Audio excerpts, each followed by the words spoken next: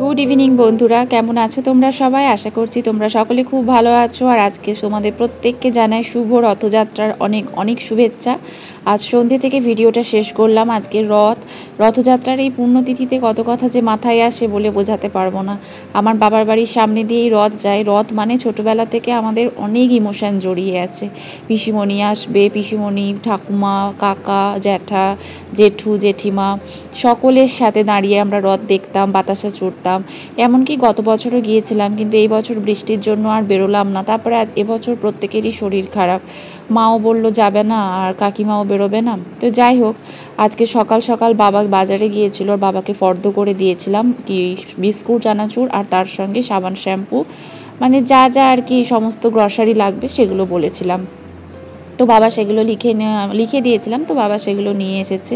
তো এখানে এখন সেই কাজই করছি। বেবিদি চলে গেছে, বাসন কোসন সমস্ত কিছু ধুয়ে সেগুলো গুছিয়ে ভালো করে স্ল্যাবটা পরিষ্কার করে মুছে নিলাম। তো মুছে টুছে চলে এলাম। মেয়েকে বসিয়েছি ড্রয়িংয়ে, মেয়ে করছে ড্রয়িং।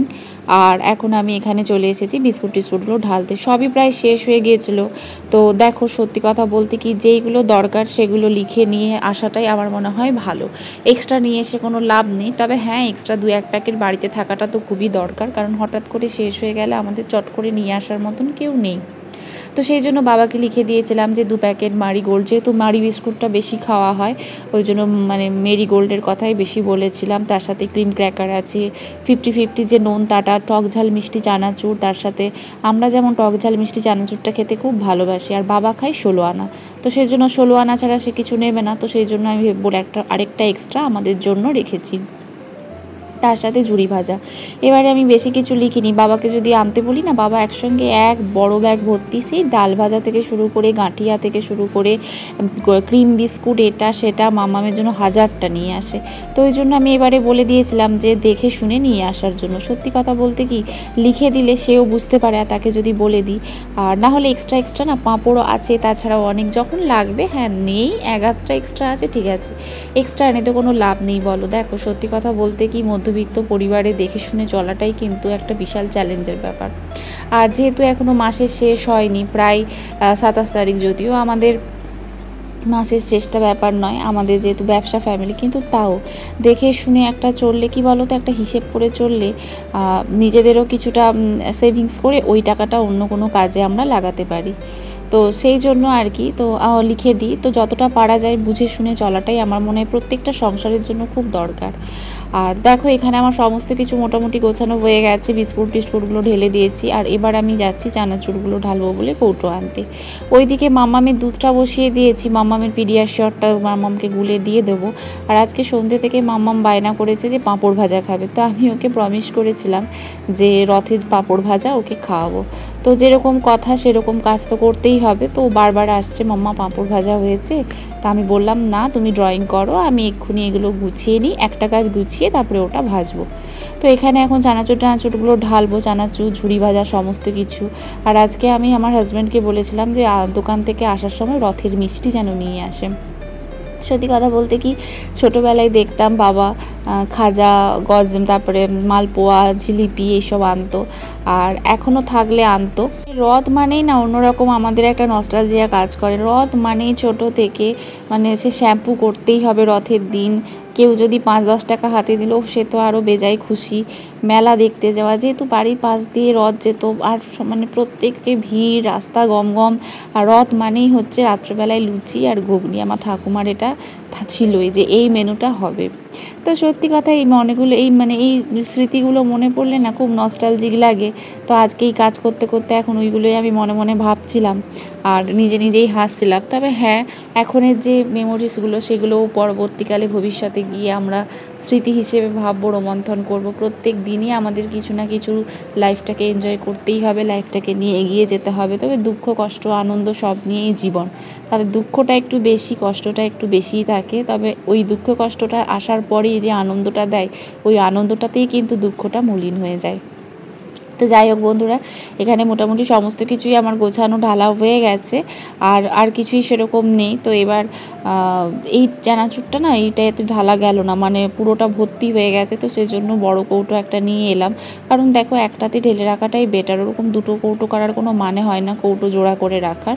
তো সেই জন্য বড় কৌটোটা খালি ছিল, তাই বড় কৌটো থেকে এই বাবারই চানাচুরটা। তো এই 16 আনা চানাচুরটা আমারও ভালো লাগে, এই গাঁঠিয়াগুলো আছে, আমার খেতে খুব ভালো লাগে, তো একটুখানি মুখে ফেলেও নিলাম। সত্যি কথা বলতে এই কাজগুলো এখন করে নিচ্ছি না, কাজটা হয়ে যাচ্ছে, গোছানো হয়ে যাচ্ছে, অনেকটা শান্তি। কাজ ফেলে রেখে না থাকলে কখন করব কখন করব, আর রান্নাঘরের এই সব জায়গায় এই সন্ধ্যের সময়টাতেই একটু ফাঁকা থাকে, নাহলে সারাদিন তো কাজ হতেই থাকে, হয়েই যায়। তো সেটাই আর কি। তো এখন এগুলো এই যে দেখতেই পাচ্ছ সমস্ত কিছু যে যার জায়গায় সে তার রেখে দিয়েছি, আর এখন এগুলো আমি সব ক্যাবিনেটে ঢুকিয়ে রাখবো, যেখানে আমার বিস্কুট চানাচুর থাকে। তো এই যে আমার বিস্কুট চানাচুরের ক্যাবিনেট, তো সেখানেই এখন আমি এগুলো সমস্ত কিছু গুছিয়ে নেব। আর 2-3 দিন আগে এই ক্যাবিনেটটাকে পরিষ্কার করে মুছিয়েছিলাম। আর জানো তো বন্ধুরা, আমার বিস্কুট চানাচুরের কৌটোটা যখন শেষ হয়ে যায় আমি না ওটাকে ধুয়ে নিই, তাহলে কি বলো তো বেশি নোংরা হয় না। কারণ দেখো সবাই নেয়, আর ধুয়ে নিলে কি হয় যে একটা ফ্লেভার থাকে, সেই ফ্লেভারটাও থাকে না। তবে হ্যাঁ, সব সময় হয় না ধোয়া, যেমন এইবারে ধুলাম না, যখন একটু নোংরা হয়ে যায় তখনই ধুয়ে নিই। বিশেষ করে চানাচুরের কৌটোগুলো, ওগুলো দেখবে একটুখানি কেমন তলাতে লাগা লাগা থাকেই থাকে, তো সেই জন্য ওগুলো আমি ধুয়ে রাখার চেষ্টা করি।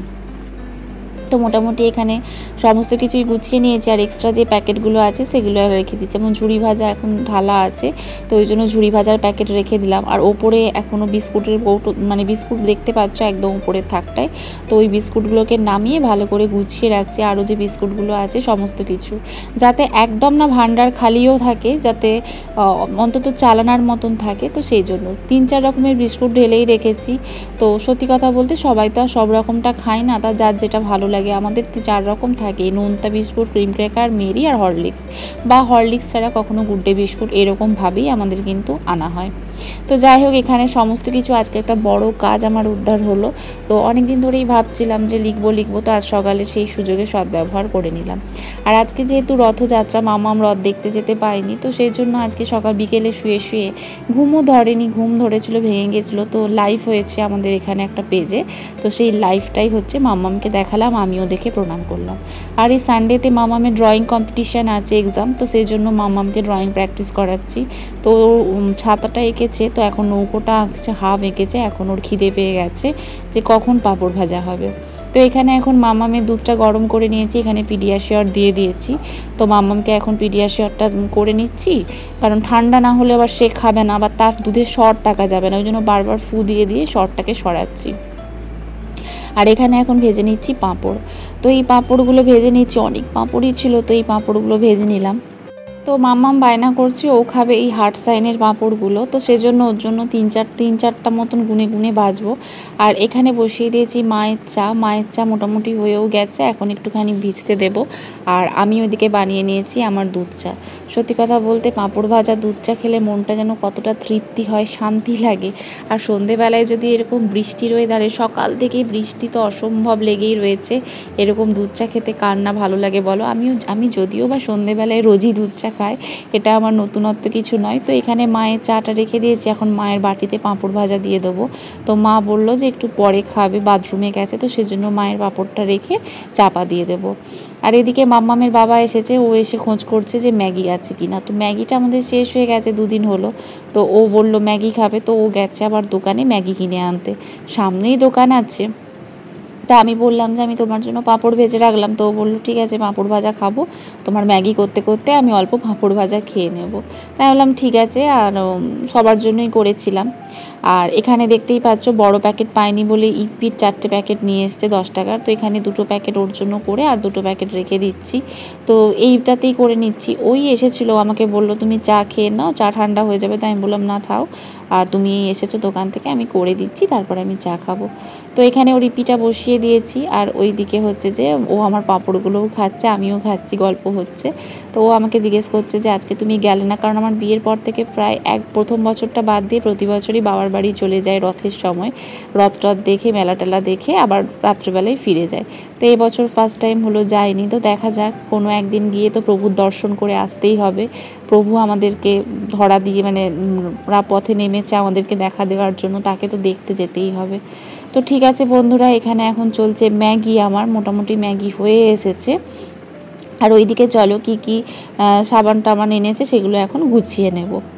তো দেখতেই পাচ্ছ এখানে আমি যেগুলো লিখেছিলাম, তো আমি না এরকম ডেটলের হ্যান্ড ওয়াশের পাউচ বলি লিখতে, আর কোলগেট ছিল না, আর রেড হারপিকও ছিল না, লাইজলও প্রায় শেষ হয়ে এসেছিলো, এদিকে শ্যাম্পু, ব্লু হারপিক আর উজালা, তো এইগুলোই মোটামুটি লিখেছিলাম। তো এগুলোই বাবা সমস্ত কিছু নিয়ে চলে এসেছে, সঙ্গে মাম্মামের বাবা নিয়ে এসেছে খাজা আর মালপোয়া রথের। তো সমস্ত কাজ এখন হয়ে গেছে, এখন ঘড়িতে বাজে প্রায় 8:45। মাম্মামের ড্রয়িং হয়ে গেছে, খাওয়া দাওয়া, আমার ফোন সব হয়ে গেছে। তো মাম্মাম এখন বেরিয়েছে তার রথ নিয়ে। তা আমাকে বললো, মাম্মাম আমি রথ নিয়ে বেরোবো। তোর বাবাকে বললাম, তোর বাবা তো ওর সাথে গেল না, রাস্তাতে বলেছিলাম যে টানবি যা, কিন্তু ওর বাবা গেল না, আর আমি একা ওকে কী করে নিয়ে বেরোবো, তো সেই জন্য ও ঘরেই টানছে। তো খুব খুশি, ওর রথও বেরিয়েছে, সকাল থেকে চরণ কাকু সাজিয়ে গিয়েছিলো। তো আজকে রথের দিনটা এইভাবেই আমাদের কেটে গেল। তো তোমাদের কেমন কাটলো অবশ্যই আমাকে কমেন্ট করে জানিও, আশা করছি তোমাদেরও খুব ভালো কেটেছে। আর আমাদের এখানে মেদিনীপুরের তো রথ খুবই বিখ্যাত, আর তার সাথে মেলা। তো চলো বন্ধুরা, আজকের ভিডিওটা এখানেই শেষ করলাম।